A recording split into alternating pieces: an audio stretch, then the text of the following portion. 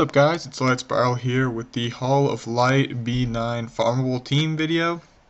For those of you who haven't seen any of these videos before, basically what I'm going to do in these videos is I'm going to go over all 5 of the units, how to get them, as well as what their purpose is in the team and possible replacements. Now the first thing I want to say for this is you are going to want to, with this team in particular, target Right Crystal and then the boss, and I'll explain why later.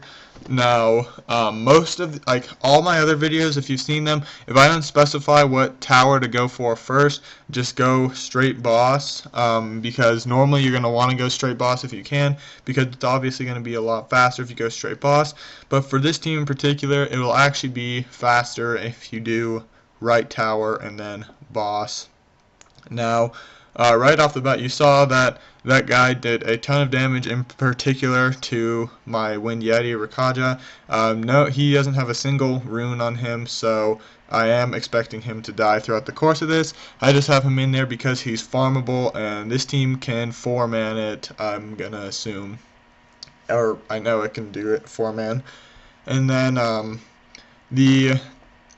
so getting into what I was talking about earlier, the first unit I have here is Beretta, the Fire Sylph.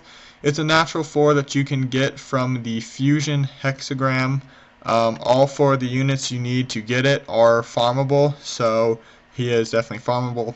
Next unit is Susanoo, the Water Ninja. Also, just like Beretta in the Fusion Hexagram, all 4 units you need to make Susanoo are farmable.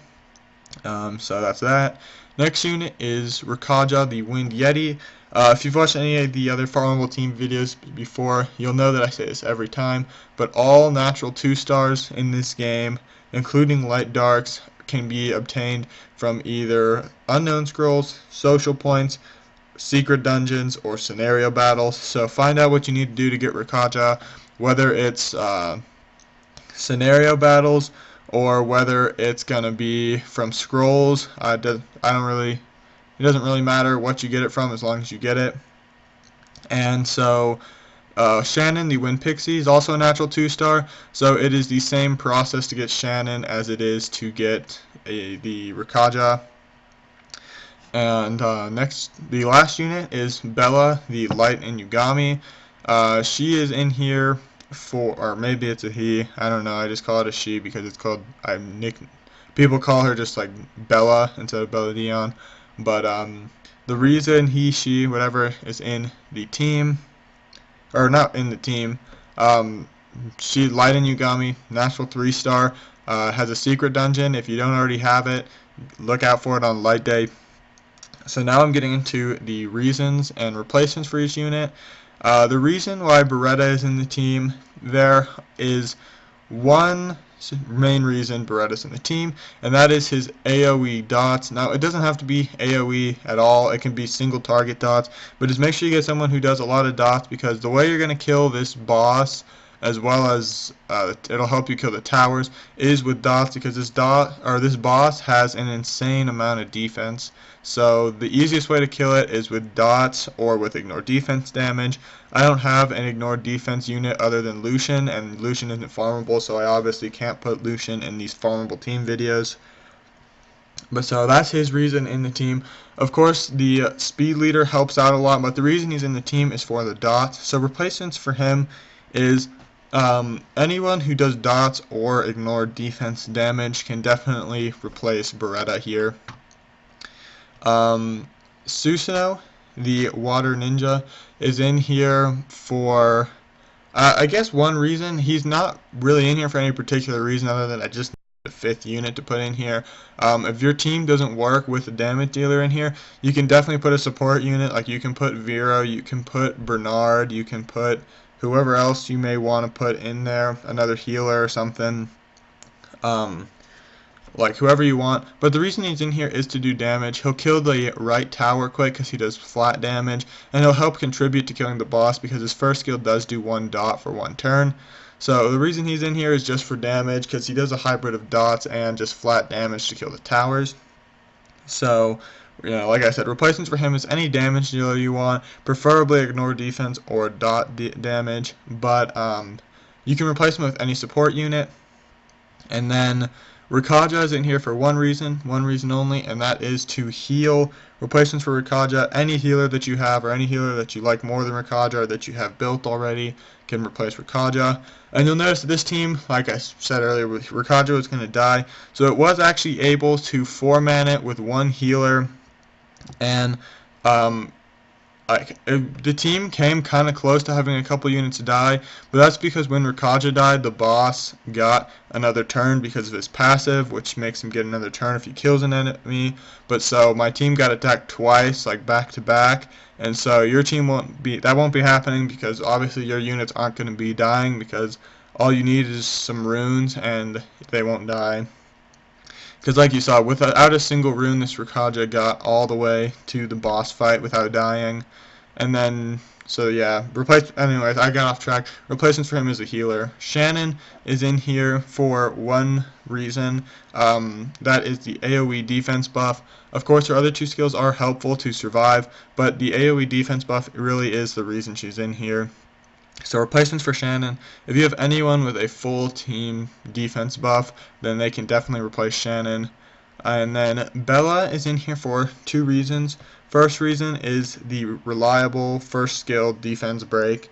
The boss has a ton of HP, or not HP, a ton of defense, so defense break is obviously going to help kill it quicker, as well as the defense break is going to help you kill the right tower a lot quicker, because you are going to have to note that this team doesn't have a single attack debuffer, and there's a reason for that. It's because I didn't feel like we needed an attack debuffer because the right crystal cleanses the boss and gives him immunity every time it goes off. So that means that I was going to rely on killing the right tower first because none of our debuffs are going to stick on the boss with that tower going. But so when you're attacking the right crystal first, none of your debuffs are going to land on the boss, unless of course they're AoE, but then even then they're going to get cleansed every time the right tower moves. So this team needs to be reliable to win without an attack debuff, because of the fact that until you kill the right tower, there's no way you're going to have an attack debuff on the boss. So you want to kill the right tower as soon as possible, and you're going to want to kill the boss as soon as possible, because the less time you have in the fight, the less time you have to potentially die. So that's why the defense break is important. And then the second reason Bella was in here was for heals. So replacements for Bella, I would say you need the defense break. Obviously, a defense break healer is going to be nice. If you don't, I'd be surprised if too many of you don't already have Bella.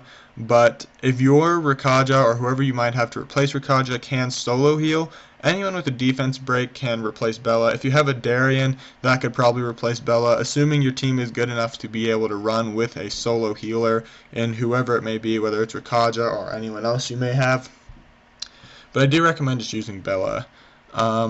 So now that's kind of all I have to say about this team. You're going to notice that I didn't actually use, if you've been watching any of the other videos, I don't use Vero in any of my Farmable team videos except Giants and Dragons B10.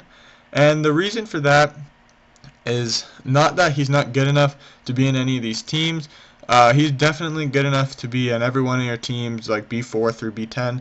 But I didn't put Vero in any of these Farmable team videos because I know he's a pain to fuse, and I also want to prove that you can clear this game without Vero. Of course, I used him in Giants and Dragons B10 just because those are two more difficult dungeons. But all of the attribute dungeons, you don't need Vero to clear. You can do it without Vero, and so that's kind of why I don't use Vero. Obviously in this team you could definitely use Vero to replace this Susanoo if you wanted. He'd be really good to actually replace Susanoo because he does dots and he does AoE stuns and he will cleanse. Cleanse doesn't actually help in this stage. But that's all I have for this video, guys. Be sure to tell me in the comments any other dungeons that you're having trouble clearing so that we can make a video on it as soon as possible. But that's all I have for today, though, guys. So may the best year today's be the worst year tomorrow's.